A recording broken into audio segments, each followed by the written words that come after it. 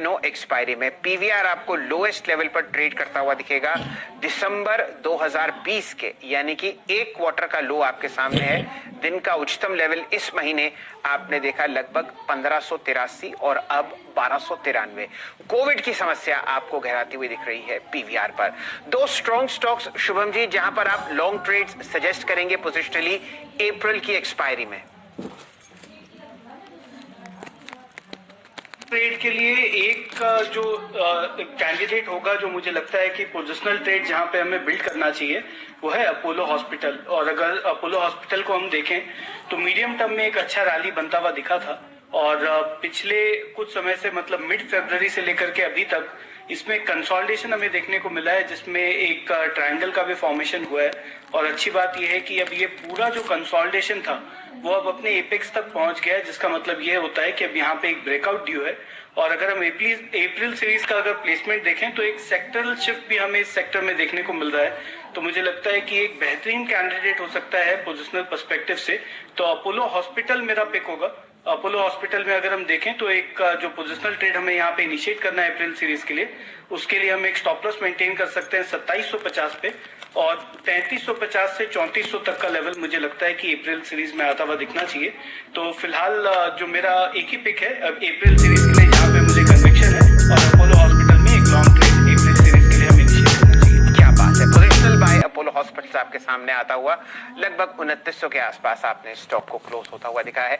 Covid की परेशानी इस स्टॉक के लिए एक अच्छी खबर हो सकती है। चलिए अब नजर डालते हैं किस हिसाब से आपको प्री ओपन ट्रेड्स सेटल होते हुए दिखेंगे स्क्रीन पर। डेट साहब लेके आइए एसजीएक्स निफ्टी फ्लैट ओपनिंग आपके सामने 6 अंक की आपके सामने इजाफा आता हुआ दिख रहा है।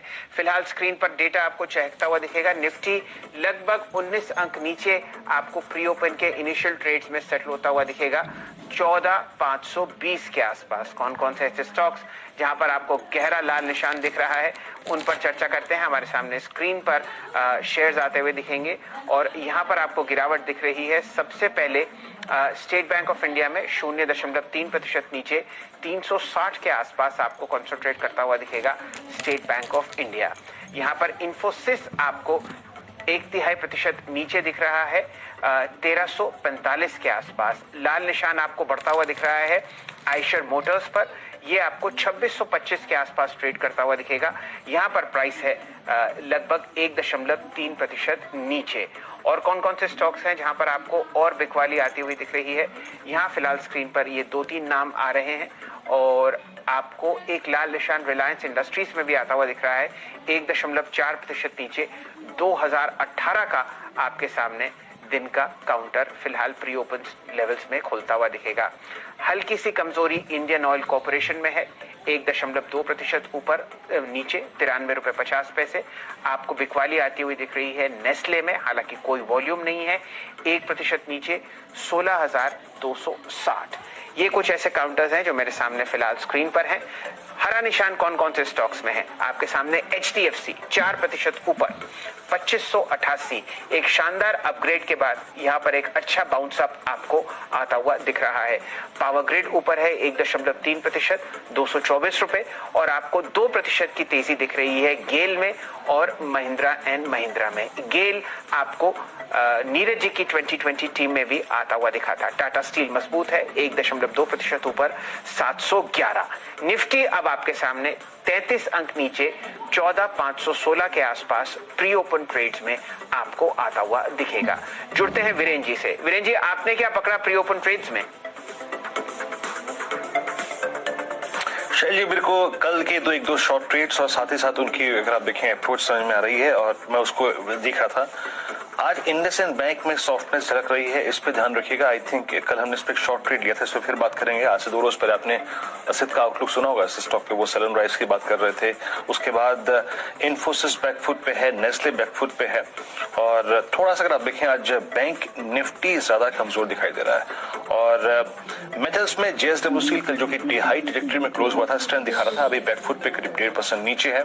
इंडसइंड बैंक और साथ ही साथ कोटक महिंद्रा बैंक, इन 2 स्टॉक से मेरी नजर रहेगी क्योंकि ये एक्यूट वीकनेस दिखा रहे थे। खैर इन प्राइसेस को थोड़ा सा और सेटल होने देते हैं, लेकिन यहां से रुक करते हैं हमारे खास सेगमेंट का 2020 का अपडेट, जिसमें हम बात करते हैं आज के 20 ट्रेड्स न्यूज फ्लो और साथ ही साथ स्ट्रक्चर के आधार पर, और बाद में पिक करेंगे उनमें से 2 टेक्निकली सबसे साउंड स्टॉक का।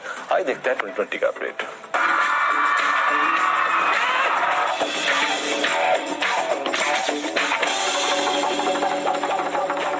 की टीम आप लोग की स्क्रीन पर आएगी, लार्जली बायस पे फोकस, लेकिन शुरुआती 2 सेल थे। एक तो टाटा मोटर्स, कल बड़ा तगड़ा करेक्शन है, स्टॉक ने देखना शुरू करा है, मुनाफा वसूली हावी होती हुई, बहुत लाइकली प्रेशर आज भी एक्सटेंड होता हुआ नजर आए, पर स्ट्रिक्ट स्टॉप लॉस रखिएगा, आज एक्सपायरी का दिन है, मार्केट्स बहुत वोलेटाइल होंगे।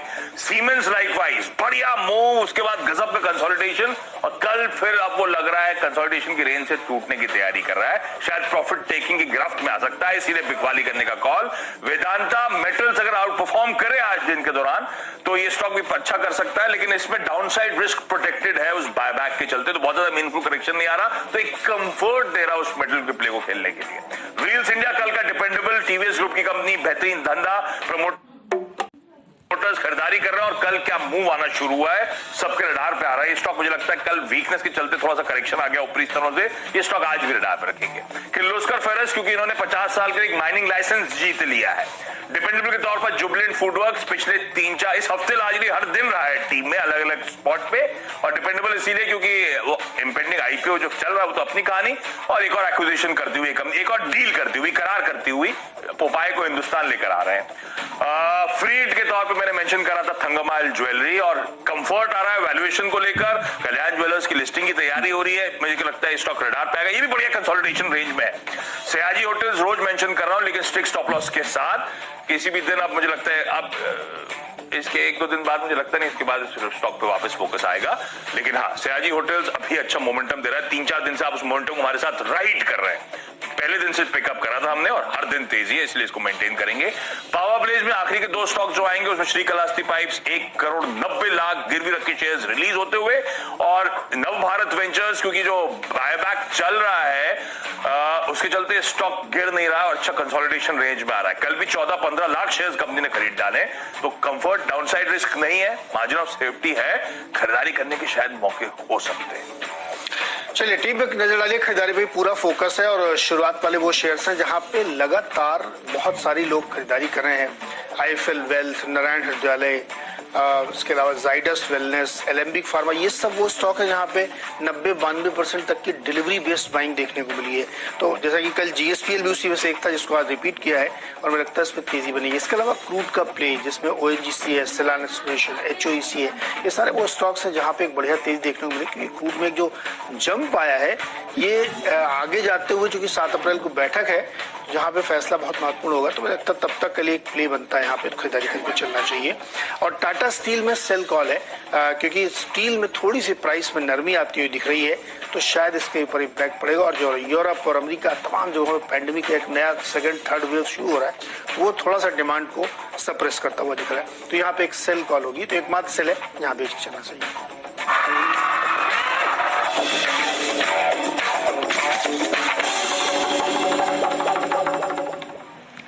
चलिए आपके सामने 2020 टीम्स दोनों कप्तानों की तरफ से आती हुई दिख रही हैं, लेकिन एक अच्छी खबर आपको प्री ओपन ट्रेड से ये आ रही है कि निफ्टी अब डिप के साथ वापस एक हरे निशान में आता हुआ दिख रहा है, 15 अंकों पर 14,565 के आसपास, एक अच्छी रिकवरी एशियन मार्केट्स में भी, और वही रुझान आपके सामने निफ्टी 50 पर।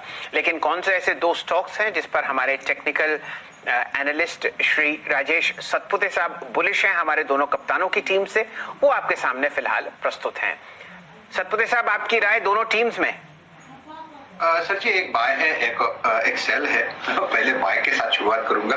नीरज जी की टीम में GSPL, Gujarat state Petronet limited, ये काउंटर मुझे बहुत ज्यादा पसंद है। यहाँ पे करेक्शन के बाद पुल बैक, मुझे लगता है कि एक अच्छा खासा पुल बैक मिलना चाहिए।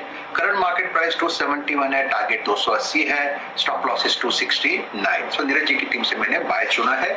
आशीष जी की टीम से मैंने सेल चुना है, और वो है टाटा मोटर्स। कल भी हमने इस पे क्लोजिंग पे बात की थी, स्ट्रक्चर बहुत वीक है, ओवरऑल ऑटो पैक में मुझे लगता है थोड़ा प्रेशर बन सकता है। सो टाटा मोटर में सेल करें, टारगेट 285 है, और स्टॉप लॉस जो उन्होंने दिया है वो रहेगा करीबन 297। ओके, तो टाटा मोटर्स सेल है और जीएसपी अगर आप देखें बाय है। दोनों टीम्स में अगर आप देखें जो डीपली एनालाइज करने के बाद टेक्निकल्स के आधार पर राजेश जी ने ये 2 पिक्स निकाली हैं। अब आइए बात करते हैं आज के उन 10 स्टॉक्स की जो आपके जहन में होने चाहिए ओपनिंग से ठीक पहले। जुबिलेंट फूड्स, आज बहुत बात हुई इस स्टॉक पे, टेक्निकल पैटर्न को लेकर, हाउस व्यूज और जायके को लेकर। बाबा इसको अगर आप देखें भारत में खोलेगी, भारत में रेस्टोरेंट खुलेगी, भारत, बांग्लादेश और नेपाल में। एस्ट्राजेनेका, बहुत वाद विवाद के बाद इन्होंने अपने आंकड़े वैक्सीन के जारी किए हैं और करीब कहा है कि 76% इनकी वैक्सीन जो है वो कारगर है। लक्ष्मी ऑर्गेनिक्स की लिस्टिंग आज करीब 107 गुना भरा था इशू।